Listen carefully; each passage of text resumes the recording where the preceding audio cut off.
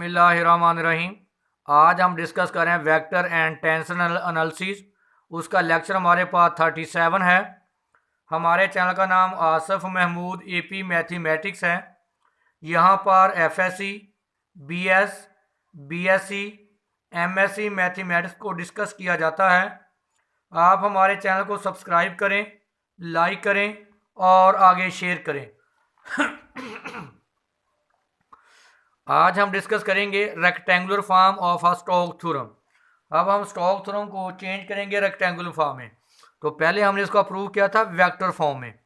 तो हमारे पास सरफेस जो स्टोक्स थ्योरम है, surface integral del cross A I into dot n unit vector d s is equal to close integral A dot d r. तो देखिए हमारे पास यहाँ जो ए वेक्टर था, वेक्टर ए है a1i a2j a3k। जो n हमारे पास नॉर्मल यूनिट वेक्टर है, उसके कंपोनेंट n1i n2j n3k।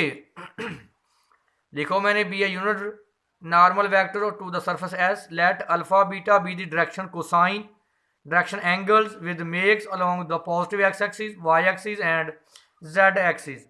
देखें यहाँ पर हमारे पास जो n1 है वो क्या आएगा, n1 unit vector into i। क्योंकि जब आप इसकी n कैप डॉट i, जब आप इसकी i से डॉट प्रोडक्ट लेंगे, क्योंकि i डॉट i 1 क्या आ जाएगा n1, i dot j 0, i dot k 0। क्योंकि i dot i 1, i dot j 0, I dot के हमारे पास क्या होता है 0। इसका मतलब कि n cap n unit vector dot i is equal to n1, n cap dot j unit vector n2, n unit vector dot k is equal to n3। तो देखें जब आप इसकी मैग्नीट्यूड लेंगे, आप n unit vector dot i क्या आएगा, n unit vector magnitude I unit vector की मैग्नीट्यूड। हमने बोला है जो एक्स एक्स के लॉन्ग जो डायरेक्शन एंगल है वो क्या अल्फा क्या आ जाएगा, कॉज अल्फा। इसकी मैग्नीट्यूड भी 1, इसकी मैग्नीट्यूड भी 1। तो n dot I is equal to cos alpha. और इसी तरह आपके पास जब n2 आएगा, n cap dot j dot n cap n unit vector की मैग्नीट्यूड, j की मैग्नीट्यूड कॉज ऑफ बीटा। हमने कहा कि वाई एक्स के लॉन्ग एंगल क्या है, बीटा। क्योंकि n यूनिट वेक्टर मैग्नीट्यूड 1, ये भी यूनिट वेक्टर है तो मैग्नीट्यूड 1, ये भी 1 और ये भी 1, तो क्या हो गया, कॉज ऑफ बीटा। इस तरह कॉज ऑफ गैमा।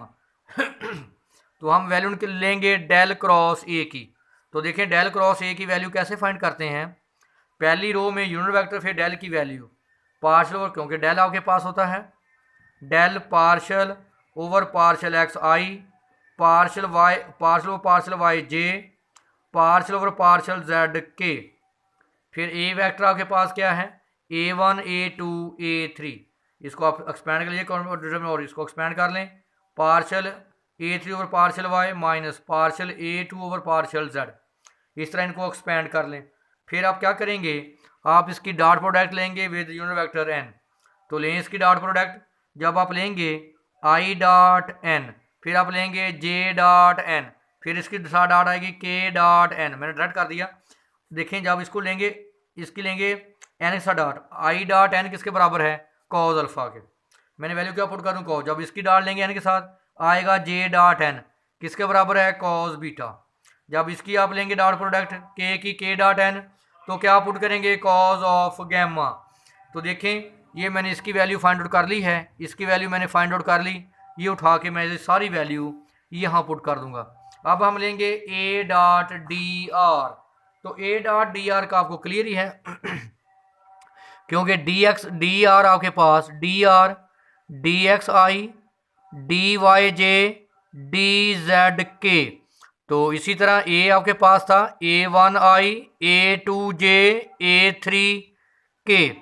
तो लें a dot d r a1 d x a2 d y a3 d z. तो इसकी जगह पे आप क्या पुट कर देंगे, ए डॉट डी आर की जगह पे a1 d x a2 dy a3 dx। तो देखिए मैंने स्टोक्स थ्योरम को चेंज कर दिया रेक्टेंगुलर फॉर्म में। अब हमारे पास एग्जाम्पल नंबर 15 है, वेरीफाई करेंगे स्टोक्स थ्योरम को।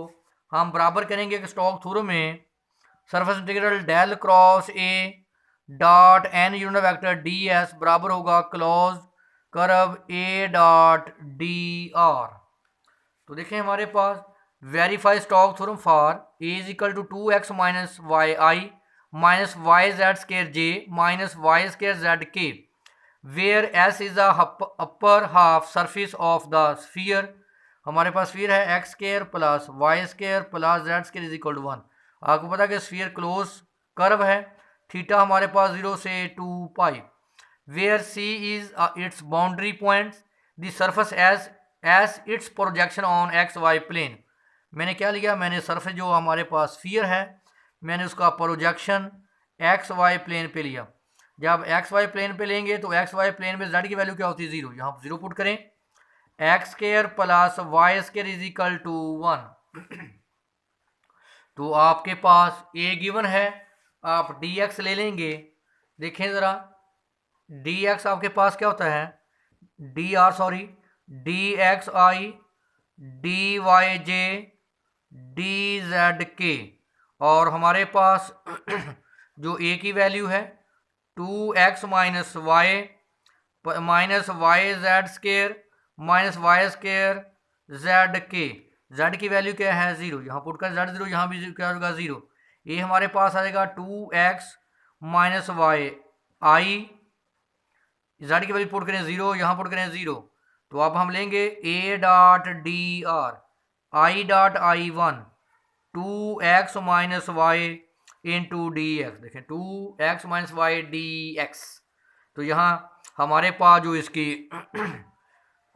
जो लेफ्ट हैंड साइड है वो a डॉट डी आर। अब हम इसको चेंज कर देंगे क्योंकि हमारे पास जो स्फीयर है वो यूनिट स्फीयर है, क्योंकि इसके बराबर है ये 1 के।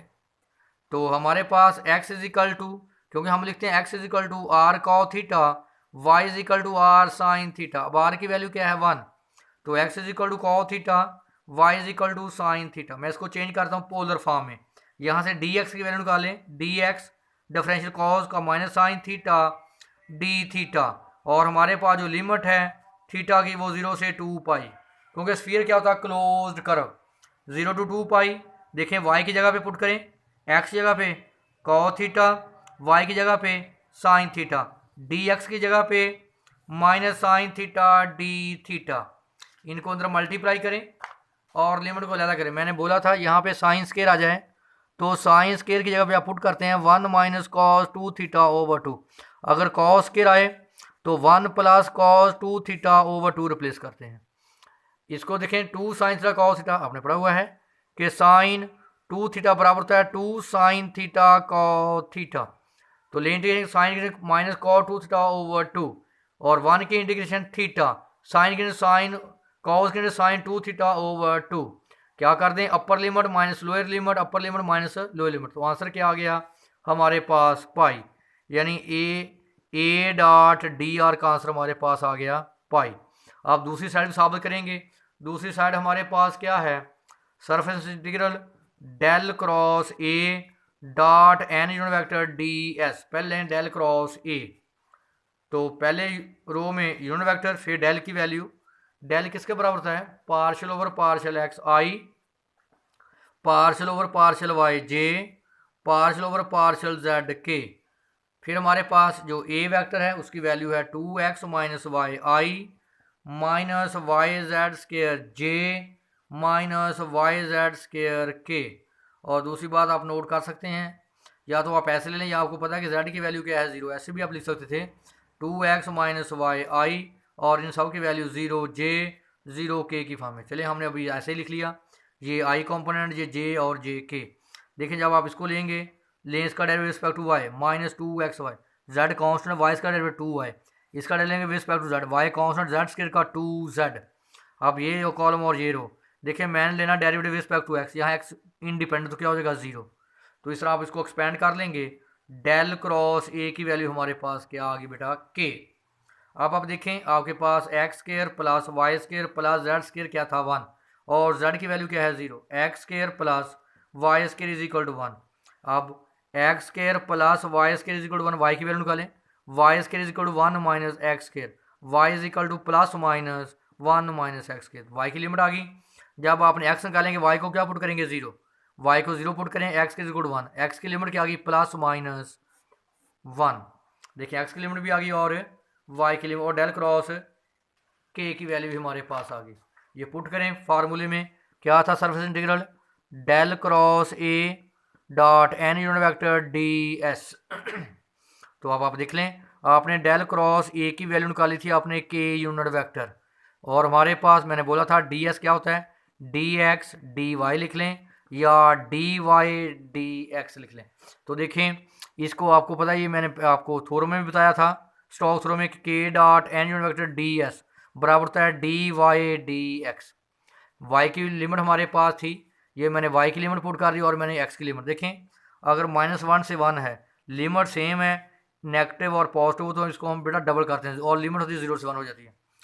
लिमिट सेम हो, फॉर एग्जाम्पल ऐसे -a to a, limit same हो, एक नेगेटिव और एक पॉजिटिव, डबल कर देते हैं 0 to a। इसको मैंने 0 to a कर दिया, इसको मैंने 0 से डबल इसका 2 और 2 कितना हो गया 4। अब आप देखें हम इंटीग्रेट करेंगे विद रिस्पेक्ट टू y, तो क्या आ गई लिमिट y, अपर लिमिट माइनस लोअर लिमिट। अब आप देखें इसको हम इंटीग्रेट करेंगे, आपने पढ़ा होगा अगर 1 माइनस एक्स स्केयर हो, जैसे आप लिखते हो ए स्केयर माइनस एक्स, तो क्या सब्स्टिट्यूट करते हैं put x is equal to a sine theta.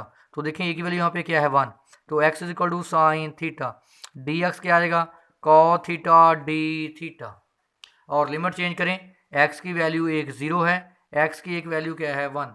जब आप यहाँ एक्स की वैल्यू 0 पुट करेंगे, वहाँ एक्स की वैल्यू बड़ा 0, 0 is equal to sine theta, ये क्या बनेगा इनवर्स, साइन इनवर्स 0 किसकी वैल्यू होती है 0 की। अब यहाँ पुट करेंगे आप 1 is equal to sine theta, अगर इनवर्स बनेगा theta is equal to sine inverse 1, sine inverse 1 होता है π/2। देखिए मैंने लिमिट भी चेंज कर दी, तो पुट करें 0 पुट किया तो 0 आया, 1 पुट किया तो π/2, 1 माइनस एक्स की वैल्यू यहाँ sine square theta, d x की value cos theta d theta, cos square आ गया। मैंने बोला था कॉस स्क्वायर हो तो 1 plus cos 2 theta over 2 put करेंगे, तो इंटीग्रेशन 1 की integration theta cos sine 2 theta over 2, upper limit minus lower limit, upper limit minus lower limit. आपने पढ़ा हुआ है कि साइन पाई भी 0 होता है, साइन 0 की वैल्यू भी क्या होती है 0, तो 2 से 2 कैंसिल किया आ गया पाई। अगर आप देखें तो इक्वेशन नंबर जो 1 थी उसका आंसर भी पाई आया था, और जो इक्वेशन नंबर 2 है उसका आंसर भी पाई। इसका मतलब कि left hand side is equal to right hand, इसने जो गॉस सॉरी आपके पास जो स्टोक्स थ्योरम है उसने इसने स्टोक्स थ्योरम को इस इक्वेशन ने क्या किया सेटिस्फाइड। स्टोक्स थ्योरम क्या था कि डेल क्रॉस ए dot n unit vector d s बराबर आ गया क्लोज कर्व ए डॉट डी आर। ये वेरी वेरी इंपॉर्टेंट लेक्चर था, अगर मैं इसमें कोई आपको इशू हो तो आप मुझसे डिस्कस कर सकते हैं।